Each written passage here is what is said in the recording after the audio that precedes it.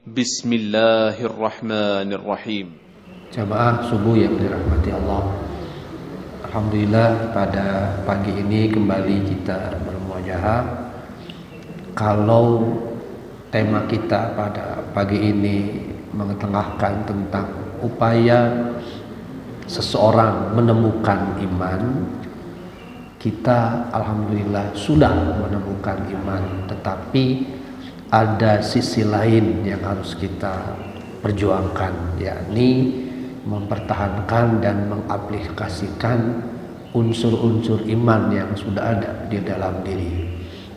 Kita semua sudah paham betul bahwa sesuatu yang sulit kita hindari adalah terjadinya fluktuatif atau naik turun tentang iman, tentang keyakinan, tentang kepercayaan, tentang kebergantungan pada sesuatu.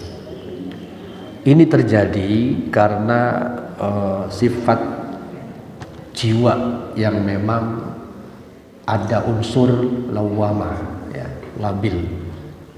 Kadang mampu naik menembus batas sampai nafsul mutmainnah, meskipun sangat sulit kita peroleh, tapi di sisi lain harus berjuang juga untuk mengatasi supaya tidak turun sampai ke taraf amarah bisu. Nah, yang kita lakukan hari ini sesungguhnya bagian dari upaya untuk menjaga ritme keimanan kita agar senantiasa stabil, ya, istiqomah. Dulu pernah diungkapkan dan nanti akan muncul konsep ini bahwa para sahabat, baik yang nanti dikenal dengan sebutan muhajirin maupun ansor, Syekh Al-Mubarakfuri antara lain merangkum 6 karakter yang seharusnya juga menjadi milik kita hari ini, Pak. Yakni yang pertama al-azimah, punya tekad kuat, punya keinginan kuat, punya azam, punya cita-cita. Yang kedua al-istiqamah, punya keteguhan, komitmen, konsistensi dalam melakukan sesuatu. Yang ketiga punya al-fuda'u fi sabilillah, kesiapan berkorban, entah tenaga, pikiran, atau apapun yang dalam bahasa Quran lazim disebut dengan istilah wafi anfusihim, dalam diri mereka. Yang keempat adalah al-awatif, punya kelembutan, punya kepedulian kepada sesama mukmin, sehingga memiliki kekuatan keikhwanan, ya. Yang kelima assalam, semangat menemukan kedamaian, tidak menemukan persoalan dengan pihak lain. Dan yang keenam adalah as-shalah, semangat memperbaiki diri atau semangat melakukan kebaikan. Jamaah rahimakumullah, bagaimana dengan orang yang baru menemukan atau baru memproses diri untuk menemukan iman? Siapa di antara mereka? Pembahasan yang lalu sudah dipaparkan bahwa Waalaikumsalam, Rasulullah SAW setelah di Taif, ya, bermohon kepada Allah untuk menyerahkan segala persoalan yang dihadapi, karena dugaan beliau mudah-mudahan Bani Saqif menerima dakwah beliau, gitu ya. Di Taif itu dengan jarak 100 km, sekali lagi bayangkan Bapak Ibu, beliau berjalan berdua, jalan kaki, tidak pakai kendaraan, tidak pakai onta, 100 km jalan kaki bersama Zaid bin Harisah, anak angkat beliau sekaligus budak dulunya, dimerdekakan lalu diangkat menjadi anak angkat. Dan sempat ada kasus tanda kutip, yakni nanti diuraikan di surat Al-Ahzab, saking cintanya beliau kepada Zaid mengganti binnya dengan nama beliau, lalu dikoreksi oleh Allah, tidak boleh. sayang kepada seseorang sampai mengangkat anak itu boleh, bagus, mengadopsi. Tapi mengubah jalur turunan itu yang keliru, sehingga dikoreksi oleh beliau. Nah, bentuk perjuangan atau bentuk al-fuda'u fisabilillah pada diri Z adalah di sini, Pak, salah satunya. Beliau mendampingi Rasul kemanapun pergi, termasuk ke Taif tadi, 100 km berjalan kaki dengan tingkat kepayahan yang luar biasa. Nah, di Taif beliau mengadu karena ternyata ditolak juga. Jadi ekspektasi harapan beliau Bani Tsaqif akan menerima, ternyata justru Bani Tsaqif itu yang paling sulit diislamkan. Disitulah kemudian beliau mengadu di bawah pohon ya, anggur, bermunajat kepada Allah, menyerahkan ternyata kelemahan beliau demikian begini. Doanya cukup panjang ya, sudah dibahas kemarin. Nah, tak lama kemudian barulah beliau mendapatkan nasrul ghaib, pertolongan gaib, berupa Allah mengirim Jibril, di mana Jibril memerintahkan malaikat penjaga gunung di situ untuk menawarkan diri, siap mengabdi kepada beliau. Apapun yang beliau perintahkan, sami'tu wa ta'tu gitu. Dan ternyata benar, malaikat pun datang. Wahai Rasulullah, saya diperintahkan oleh Jibril untuk mengabdi padamu. Apapun yang kau perintahkan, aku siap laksanakan. Bagaimana kalau bukit ini aku cabut saja, aku timpakan kepada Bani Tsaqif. Disinilah kemudian hadis ini kalau nggak salah ada di bab sabar Riyadhus Shalihin. Ya, ketika beliau terluka, Z pun bagian kepalanya belakangnya terluka karena lemparan batu sekepal tangan gitu, berulang-ulang. Beliau juga sama ya. Di situ sebuah akhlak yang Allah rekam dengan nama khuluqin azim, bahwa ketika ditawarkan, wahai Rasulullah, bagaimana kalau timpakan saja nih gunung ini, silakan perintahkan. Apa jawab beliau? Nggak usah, la yafqahun, mereka belum paham. La ya'lamun, mereka belum mengerti. Siapa tahu anak cucu mereka. Harapan bahwa siapa tahu anak cucu mereka akan menerima memang terbukti. Tapi dalam sirah dikatakan Bani Tsaqif itu paling lama menerima Islam. Itu gambarannya ya. Lepas dari situ kemudian masuklah beliau ke kota Mekah dengan pertolongan dari suaka, pemberian suaka ya, atau pemberian jaminan dari Mut'in bin Adi. Mut'in bin Adi sudah beberapa kali kita temukan pembahasannya.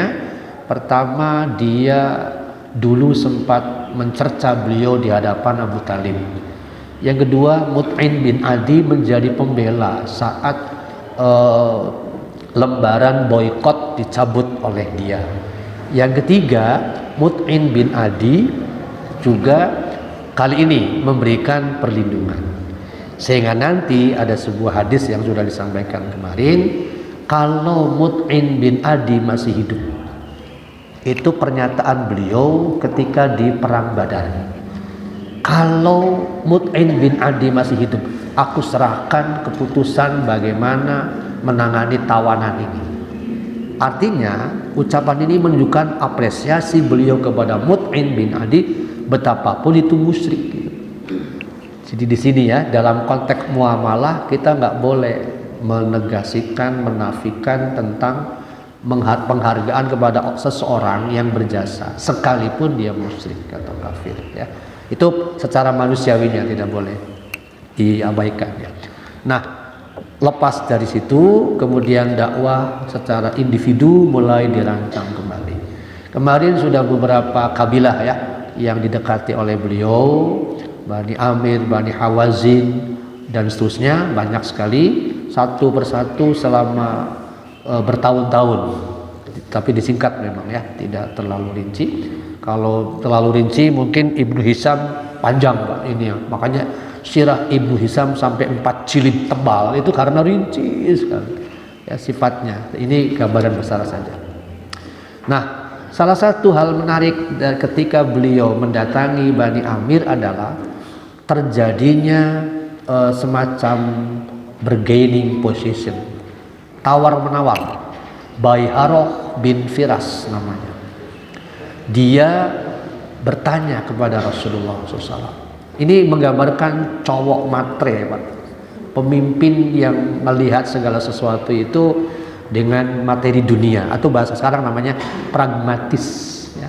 Berpikiran pragmatis, mungkin juga bukan sekedar pragmatis tapi oportunis, senantiasa memanfaatkan kesempatan dalam kesempitan. Dia pernah mengatakan, wahai Muhammad, kalau kudratullahnya Allah memberimu kemenangan, gitu ya, apa yang bisa kami peroleh? Jadi menangnya belum, sudah bertanya. Kalau Allah memberimu kemenangan, apa yang saya dapatkan itu apa? Kira-kira. Pernyataan ini kalau saya ingat bagaimana kisah kontestasi antara para penyihir Nabi sewaan Fir'aun dengan Musa alaihissalam, sama Pak. Para penyihir pun berkata kepada Fir'aun, wahai Fir'aun, kalau kami bisa mengalahkan Musa, apa keuntungan kami? Sama dergencan gitu, geus nanyakeun gaji, semacam begitu ya. Belum mulai berjuang sudah bertanya, nanti saya dapat apa? Tanpa menyebutkan kemampuan dia itu apa. Itu yang terjadi. Itulah Baiharoh bin Firas. Makanya ketika beliau menjawabnya dengan itu bagaimana nanti terserah Allah. Nah justru kata-kata itulah yang membuat dia akhirnya mundur dengan mengatakan, gak bisa dong kalau begitu. Apakah kami harus menyerahkan batang leher kami kepada orang Arab sepeninggalmu, sementara kamu belum jelas memberikan kemenangan? Ya udah, di situ kira-kira ya. Intinya dia enggan bergabung dengan beliau atau enggan bersyahadat ya. Jamaah rahimakumullah, setelah beberapa kabilah ditemui oleh beliau dengan semangat yang sama, ad'uhum ilal Islam, mengajak kepada Islam, mengajak untuk bersyahadat. Mungkin di sini bisa kita katakan, apakah dengan demikian beliau dikatakan gagal? Mungkin kalau dilihat dari sisi perolehan sesuatu, ya gagal. Tapi ingat, dalam Islam tidak ada istilah gagal. Mengajak seseorang kepada kebenaran, kepada kebaikan, da'iyan ilallah gitu ya, atau yad'u ilallah, itu enggak ada istilah gagal. Bahwa yang bersangkutan atau yang diajak belum menerima bukan berarti gagal, tetap kita mendapatkan nilai dari tindakan mengajak. Bahwa kemudian yang bersangkutan belum convert to Islam, belum mengubah syahadatnya kepada Islam, ya nggak ada masalah. Sebab setiap orang diberi kebebasan untuk menetapkan pilihan yang mana yang diambil ya. Nah begitu kira-kira yang perlu dipahami ya, supaya kita tidak merasa gampang putus asa ketika melakukan sesuatu.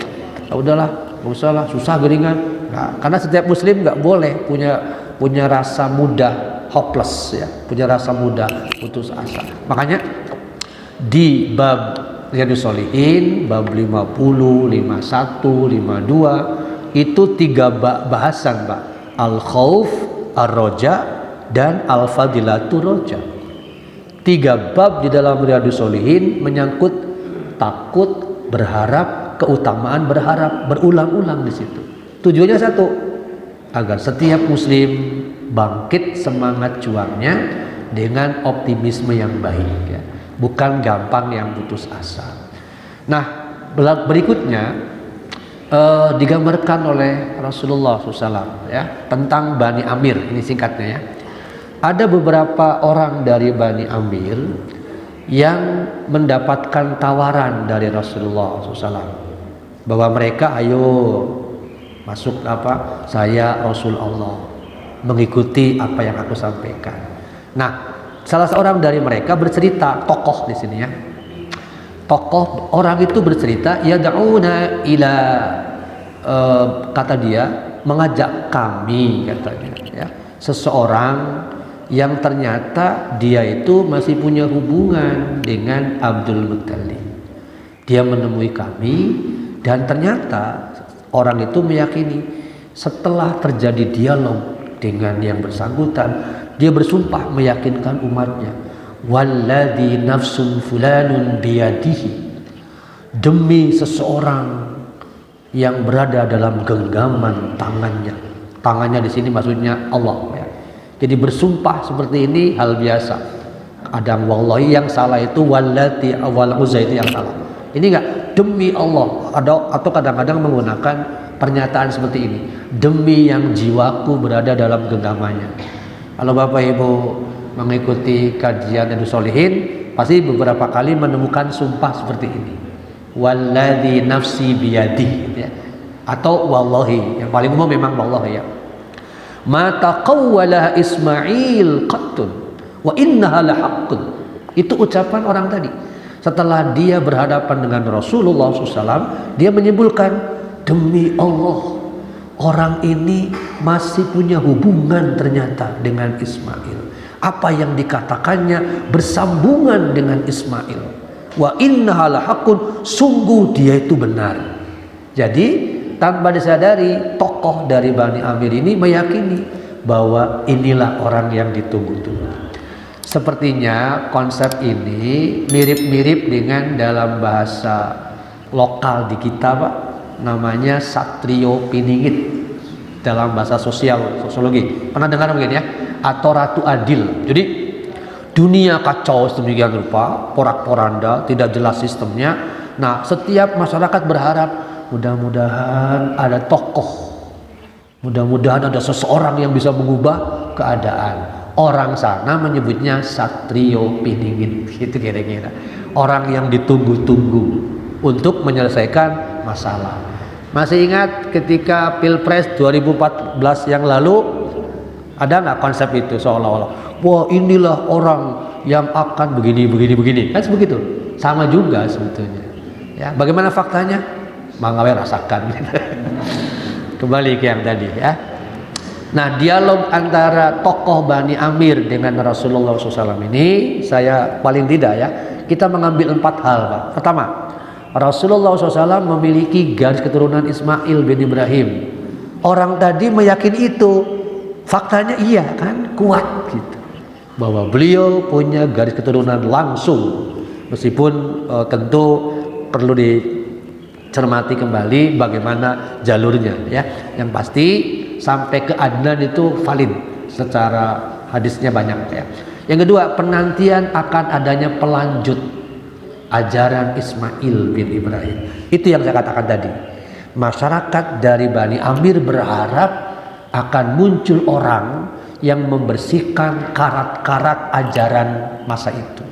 Dan inilah orang yang mereka tunggu, sebab sama gitu kira-kira. Sama konsepnya dia. Ayo kita ikuti. Yang kedua.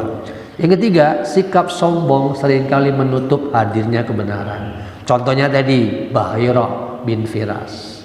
Dia hanya menerima kebenaran kalau menguntungkan secara duniawi. Masya Allah. Segala sesuatu kalau hatinya sudah punya vested interest materi dunia, nggak akan pernah al-haqqu masuk ke dalam hatinya. Jadi betapa sulitnya kita mengatakan wa nahnu lahu mukhlisun, kami ikhlas. Itu sulit, Pak. Selalu di otaknya itu muter-muter. Kira-kira menang naon urang teh nya. Ini sudah kacau semua. Kalau an-niyatu bil fulus gitu. Kalau niatnya sudah untuk duit, untuk materi, rusaklah yang bersangkutan. Makanya benar Syekh Imam Nawawi itu menempatkan an-niyatu wal ikhlas di dalam Riyadhus Shalihin bab nomor 1 kan, Pak? Nomor 1 dengan beberapa hadis lah yang menceritakan betapa penting niat gitu. Jangan keliru titik awalnya. Yang keempat, akan selalu ada orang yang tertarik pada kebenaran ilahi. Tidak mungkin semuanya. Mungkin Bapak Ibu ingat bagaimana target iblis untuk bisa menarik orang menjadi pengikutnya. Tapi tetap saja iblis mengatakan, ya Allah, tidak akan pernah engkau dapati kebanyakan orang minasyakirin. Kata-katanya tidak pernah mendapati kebanyakan orang, bukan semuanya. Jadi kata-kata kebanyakan itu masih ada nggak sisanya? Masih ada. Nah itu penting, perlu dipahami ya. Jadi saya belum menemukan satu ayat pun yang menyatakan bahwa iblis akan mengambil seluruhnya. Enggak Pak. Malah kalimatnya nasiban mafrudon. Saya ingin mengambil hakku, yakni mengambil orang-orang yang mengikutiku. Tapi tetap tidak akan disebut seluruhnya. Sama. Nah dalam konteks inilah kita bersyukur masih menjadi bagian dari qalilan ma yu'minun, qalilan ma tashkurun, gitu kan? Sedikit sekali yang beriman, yang bersyukur. Di situ kita masuk situ. Jadi nggak usah takut dengan jumlah yang sedikit. Insya Allah selama kita punya kekuatan hati, tadi kembali ke 6 karakter di awal, kita bisa mengubah keadaan itu. Nah, selain menawarkan kepada beberapa kabilah, beliau juga menawarkan kepada individu. Perorangan-perorangan, kadang ada yang ke haji, ditemui. Jadi ketajaman beliau menebak si fulan. Semacam testingnya itu begini, Pak. Tampilannya begini, atau mendapatkan rekomendasi, diajak ngobrol. Ketika responnya terbuka, lanjut obrolannya. Ketika responnya, wah ya sudah enggak. Jadi persis seperti menawarkan jajanan. Pilih badai Pak. Wah, oh iya ya tos gitu. Jadi ada proses pemilihan awal. Ditawarkan, terbuka pikirannya, langsung masuk. Kalau tetap menolak juga, ya sudah. Jadi betul-betul nyaman, ya, tidak terbebani oleh satu beban berat mengenai target. Nah, contoh yang menarik namanya Suwaid bin Samit. Dia ini disebut sa'iron labiban.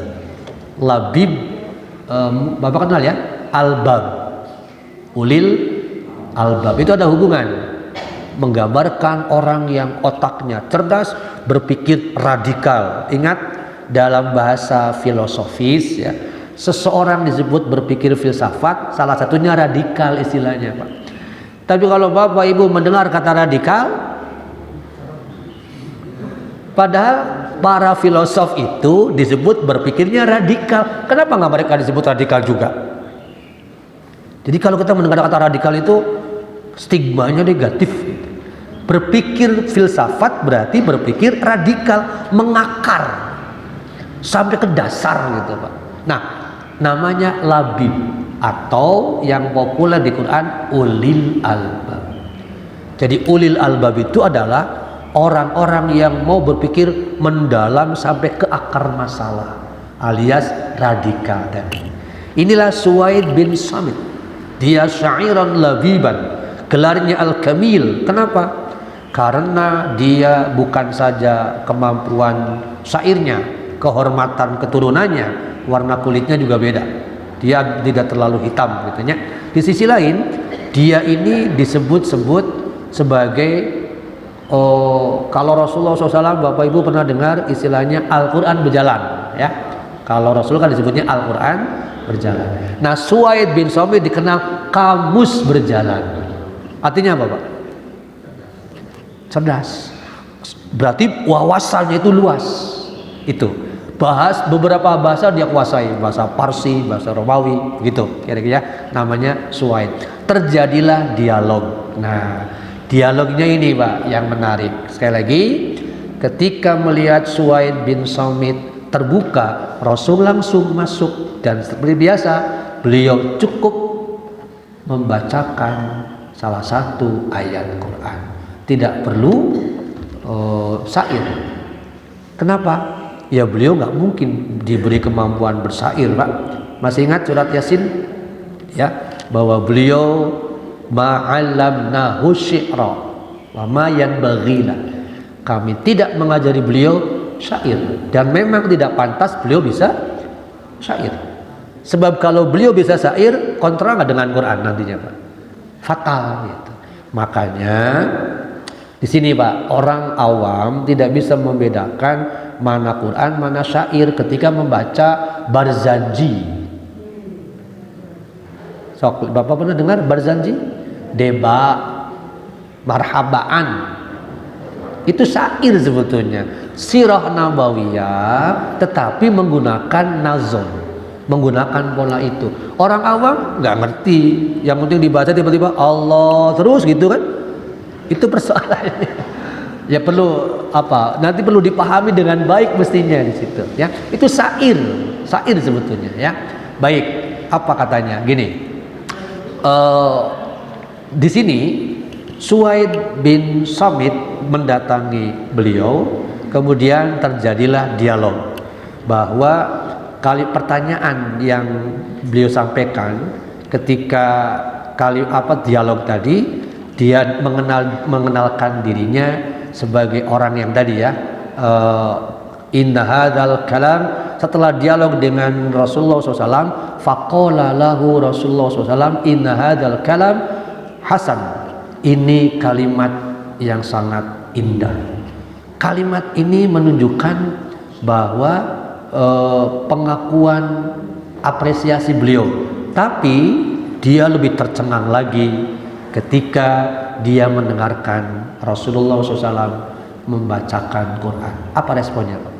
Setelah beliau membacakan Quran, dia berkata, walladzi ma'i afdalu min hadza, demi Allah tidak ada yang lebih utama, yang lebih bagus, yang lebih indah daripada apa yang dibacakan oleh orang ini.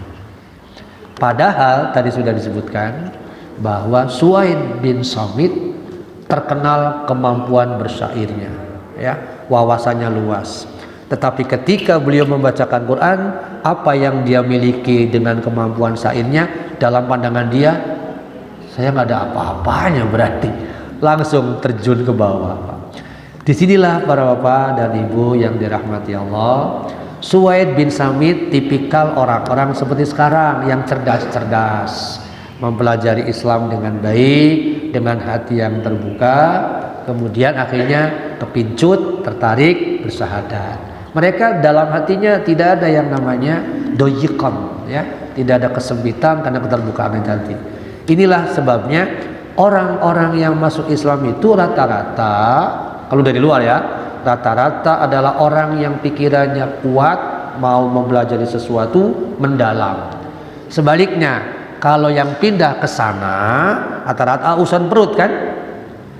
Rata-rata urusan perut, bukan urusan hakikat dari sebuah ajaran, ya. Tanpa kesulitan, singkatnya, Suwaid bin Samit bersyahadat masuk Islam pada tahun ke-11 nubuwah. Berarti tidak lama sebelum Isra Mi'raj. Mungkin pada pembahasan yang akan datang kita akan bahas Isra Mi'raj dua sesi Pak ya, karena panjang, saya ingin agak lengkap sehingga lebih kokoh pemahaman kita, dan sambil mengutip Sahih Bukhari bagaimana prosesnya. Tapi yang pasti dua peristiwa yang sudah nanti dirangkum itu berkenaan dengan pra peristiwa Isra Mi'raj, termasuk di sini ya. Jadi selisih waktunya tidak terlalu lama, hanya gambaran tahun berapa Isra Mi'raj terjadi. Nanti Al-Mubarakfuri merangkum menjadi 4 pandangan. Hanya yang paling mendekati kuat kebenaran itu terjadi ini 11 tahun kenabian, ada yang menyebut begitu, ada yang menyebut 10 tahun kenabian. Jadi tahun ke-10 kenabian, tahun ke-11 kenabian, bahkan ada yang menyebut tahun ke-13 kenabian. Terlepas dari itu, yang pasti Isra Mi'raj fenomenal. Nanti kita bahas lebih lanjutnya. Para bapak dan ibu rahimakumullah, beberapa bulan sebelum peristiwa hijrah, nah, Suwaid bin Samit itu orang Madinah, orang Yathrib. Beberapa bulan sebelum peristiwa hijrah, ya, kurang lebih ada yang menyebut 3 bulan, terjadi perang Bu'as di Yathrib sana antara Bani Aus dan Bani Khazraj. Di sini Suwaid bin Samit terlibat di dalamnya, ya. Tetapi dia masuk bagian dari perang, alias terlibat aktif dan mati di sana. Hanya saja meskipun di Yathrib belum terbentuk komunitas Islam karena belum terjadi hijrah, Pak ya, belum terbentuk intinya, tapi Suwaid sudah bersyahadat ke Rasul.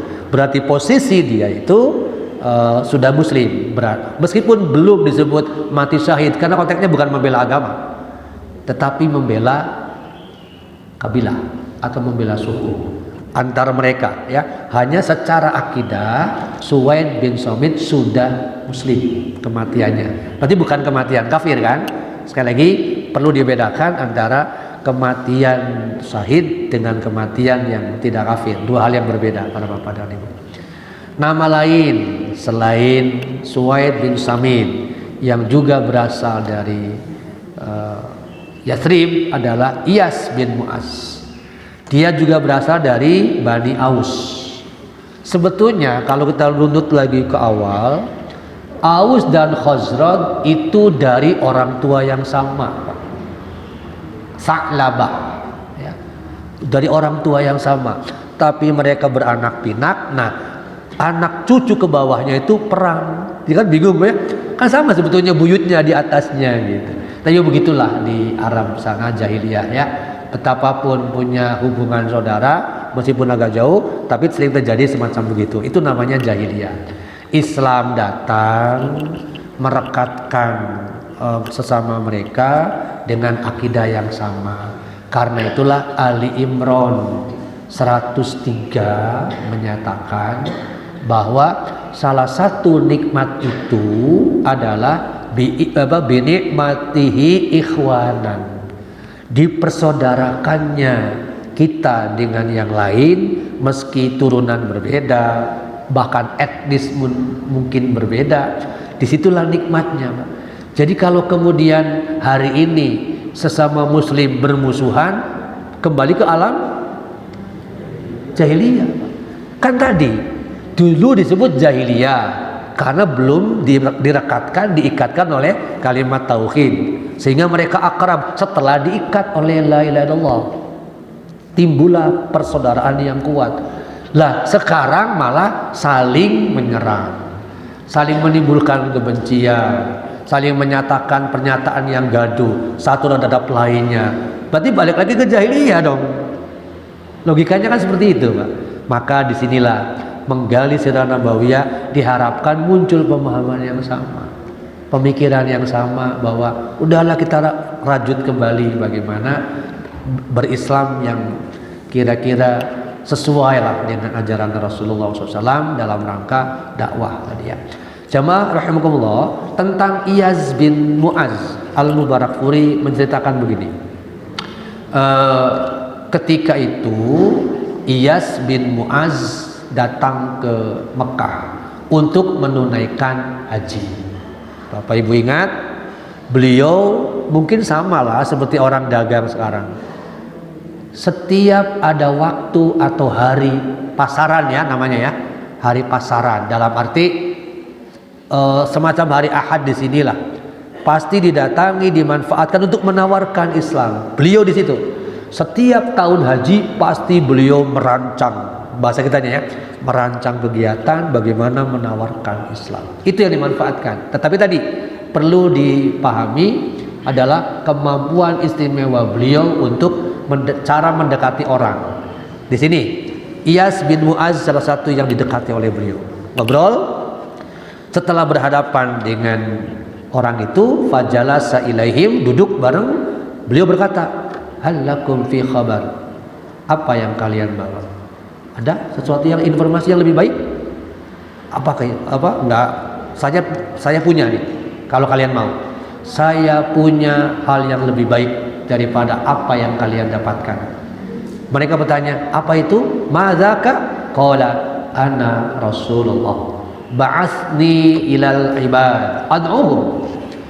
Allah mengutusku untuk mengajak kalian, mereka manusia, kepada Islam.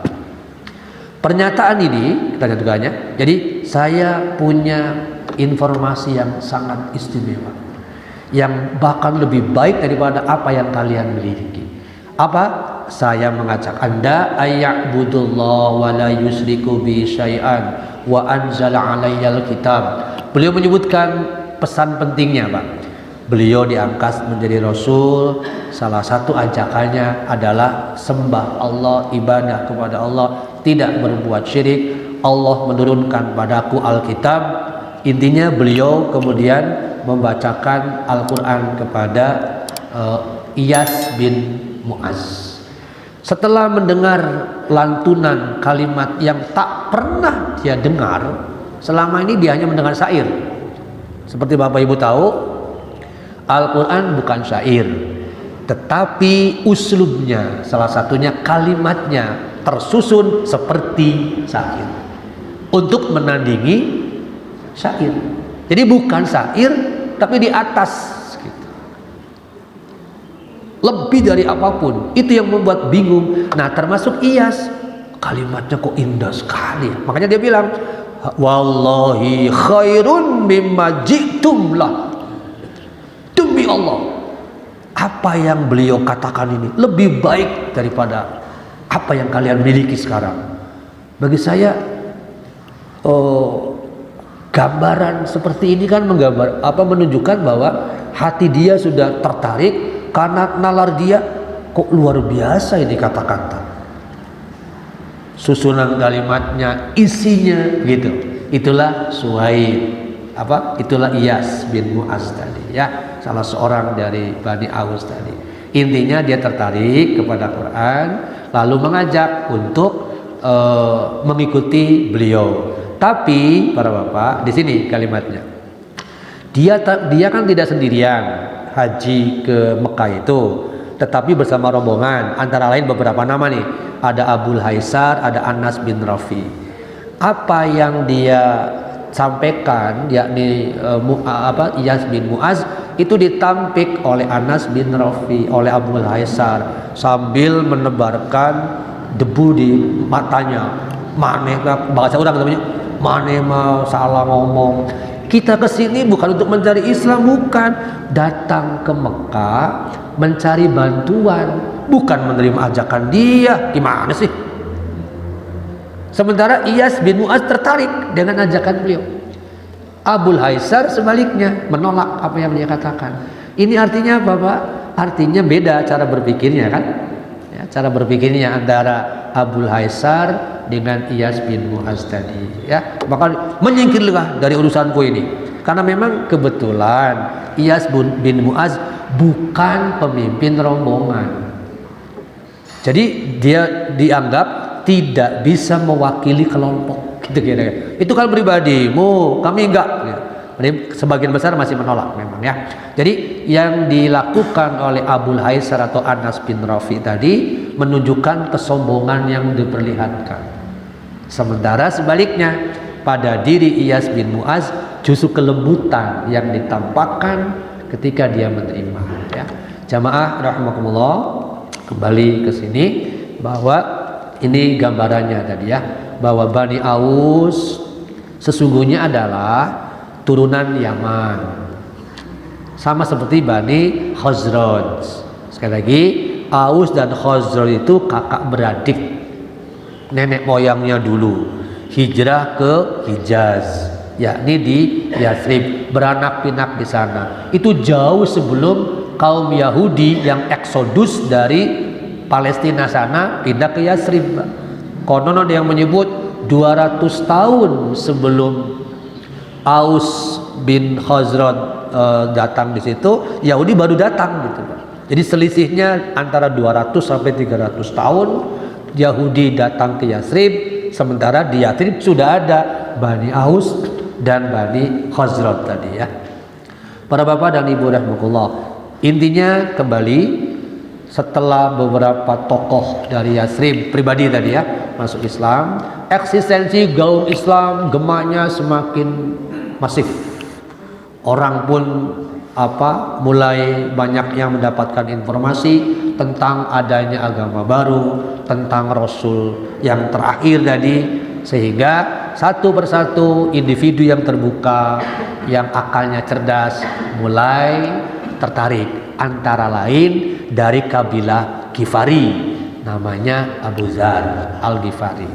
Nah, Abu Dzar Al-Ghifari mungkin unik bagaimana gambarannya Pak ya. Singkatnya begini, Abu Dzar Al-Ghifari menurut riwayat Abdullah bin Abbas itu seperti biasa, seperti Suwaid bin Samit, yang mendengar adanya orang yang menyebarkan agama baru di Mekah, ajarannya begini-begini. Nah, dia tertarik.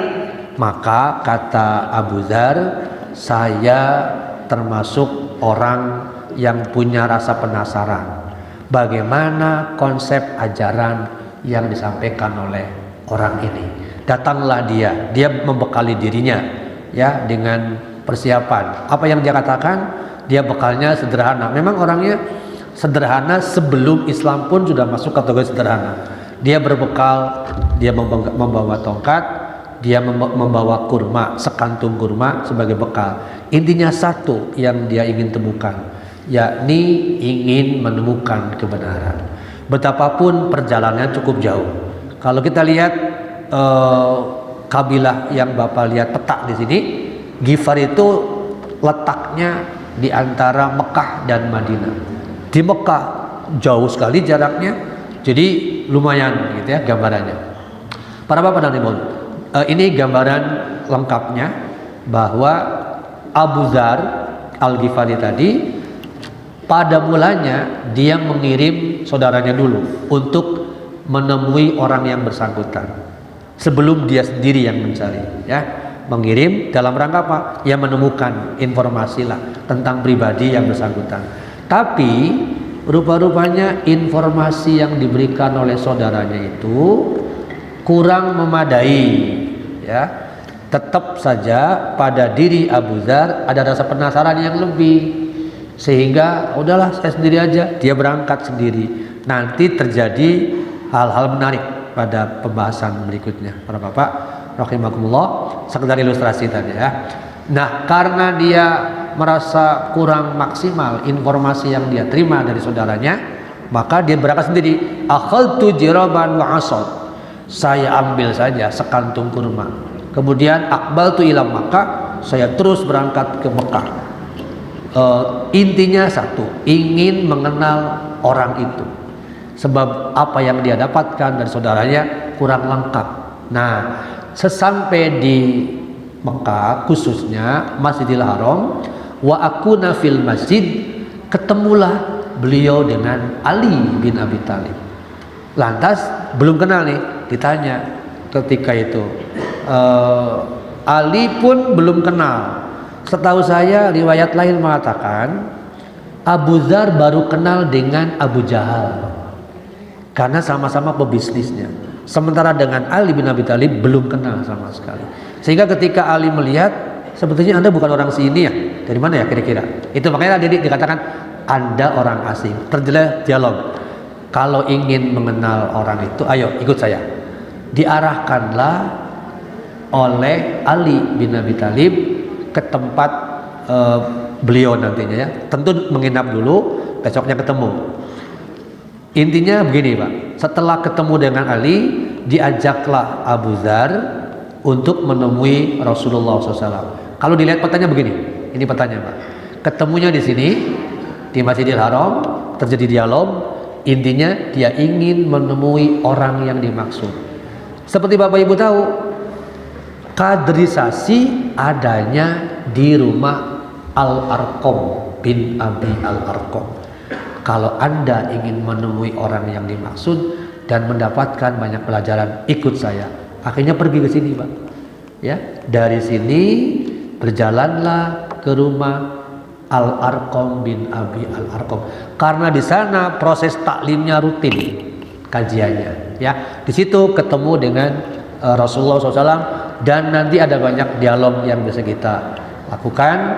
Beberapa dialog tentang yang disampaikan oleh Abu Dzar itu direkam nanti di dalam Sahih Bukhari ada, di mana Abu Dzar bertanya, ya Rasulullah, terangkan padaku mal Islam, apa itu Islam. Di sini beliau menjawab. Jadi rekaman itulah yang kemudian dijadikan sebagai pelajaran buat kita sampai hari ini, para bapak. Baik, singkatnya apa pelajarannya dari kisah dua orang yang masuk Islam pada pembahasan pagi ini, yakni Suwaid bin Samit dan Iyas bin Mu'az. Yang keduanya dari Bani Aus. Pertama, setiap muslim wajib berjuang sekuat tenaga mengajak orang lain ke jalan Allah. Bapak Ibu bisa perhatikan Al-Ahzab ayat 43, 44, 45 di sana menyebutkan 4 tugas Rasulullah SAW yang juga bisa kita tiru. Satu, beliau itu sebagai syahidan. Ayat lain menyebutnya syahidan, sama ya. Kedua, mubasyiron. Ketiga, naziron. Keempat, da'iyan. Yang keempat ini juga sama ya. Mungkin kalau 1, 2, dan 3 katakanlah yang 1 ya. Sebetulnya bisa saja 4 tadi. Syahidan, mubasyiron, naziron, da'iyan. Posisikan diri kita terlibat aktif di dalamnya. Kalau kita tidak ingin disebut kematiannya munafik. Kenapa? Ada hadis di Bulughul Maram, Pak. Man mata, siapa yang mati, walam yagzu, yang seumur hidupnya tidak berjuang untuk Islam, walam yuhaddas, tak punya bersitan hati untuk peduli pada Islam, mata syu'batun min nifaq, kematiannya memiliki sebagian sifat munafik. Jadi kalau orang hidupnya hanya untuk dirinya, khawatir, Pak. Ya, karena itu berperanlah sesuai dengan kemampuan kita. Dalam hal ini, biarkan hidayah itu memang dibagi 2. Ada hidayah al-irsyadu wad dalalah, berupa pemberian petunjuk kepada orang lain. Di sini kita memberikan sarana saja, bahwa yang bersangkutan menerima atau tidak pada akhirnya kembali serahkan kepada Allah ya. Yang penting kita sampaikan sarana gitu. Yang kedua, bisa juga dalil lain tentang dalalah, berarti pemberian penjelasan. Artinya kita mengarahkan, ini urayanya, ini sumbernya. Itu yang pertama, hidayah irsyadun wa dalalah. Yang kedua, hidayah taufik, hidayah untuk membuat seseorang itu bergerak menaati.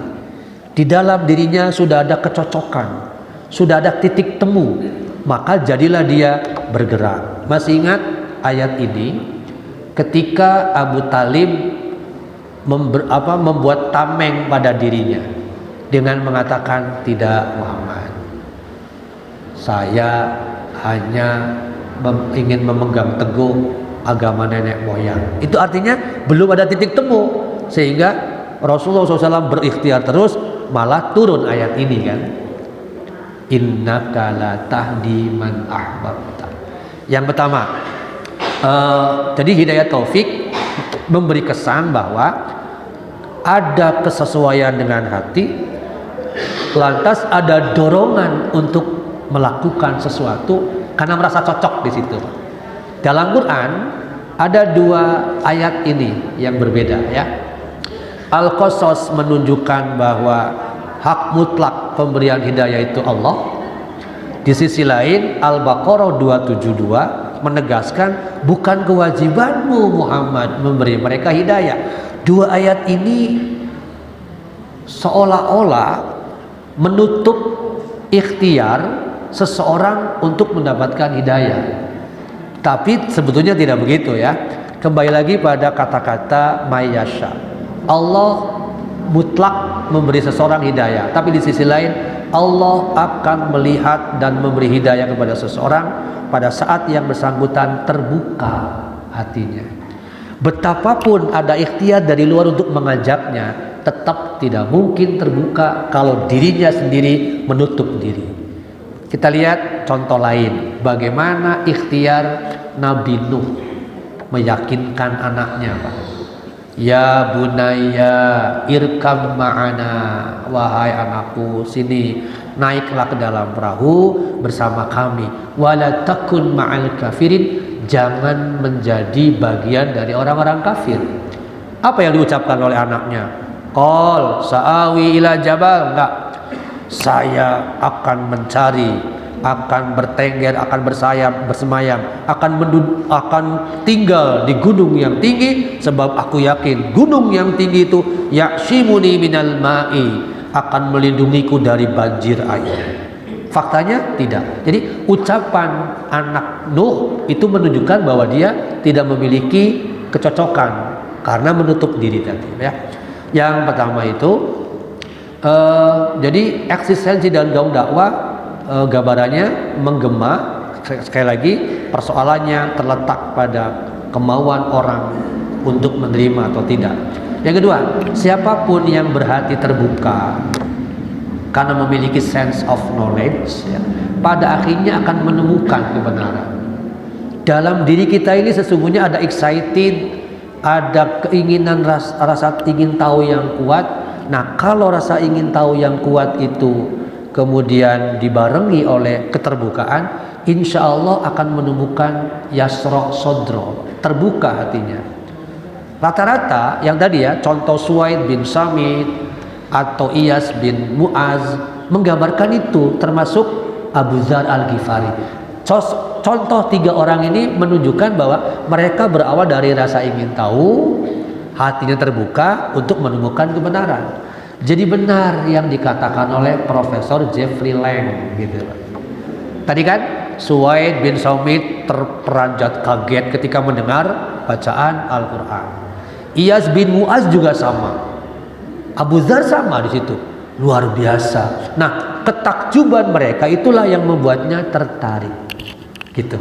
Jadi untuk hari ini bagi saya, kalau ngaku muslim tapi belum merasa cinta kepada Quran, belum nyaman interaksi dengan Quran, pasti ada masalah Pak hatinya. Harusnya senang, sangat mencintai Quran ya. Lihat bagaimana pandangan Jeffrey Lang tentang Quran. Anda tidak bisa hanya membaca Quran. Tidak akan bisa jika Anda melakukannya tidak dengan serius. Di sini Pak, ada keseriusan, ada kesungguhan. Saat Anda membaca Al-Quran, menyerahlah padanya, ikhlas. Jangan membaca Quran dengan prasangka, dengan zon.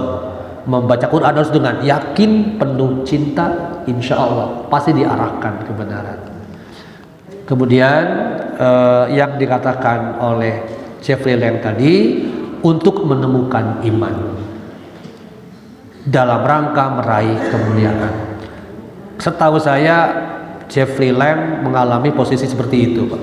Proses berjuang menemukan iman, meskipun antara ragu dan tidak pada mulanya, tapi ketika terbuka jadilah dia orang yang meraih kemuliaan. Jadi menurut saya antara Quran dengan kemuliaan itu satu garis lurus. Untuk menemukan iman, seringlah berinteraksi dengan Quran. Dengan begitu insya Allah menjanjikan ini Pak, la rafa'na biha, Allah akan mengangkat seseorang ke tingkat yang lebih baik ketika dia biha, aktif untuk berinteraksi dengan Al-Quran. Demikian pembahasan kita pagi ini, beberapa poin nilainya yang bisa kita ambil ibrohnya sebagai upaya untuk mempertahankan iman dalam rangka terus meraih kemuliaan Allah. Barakallahu fi wa lakum.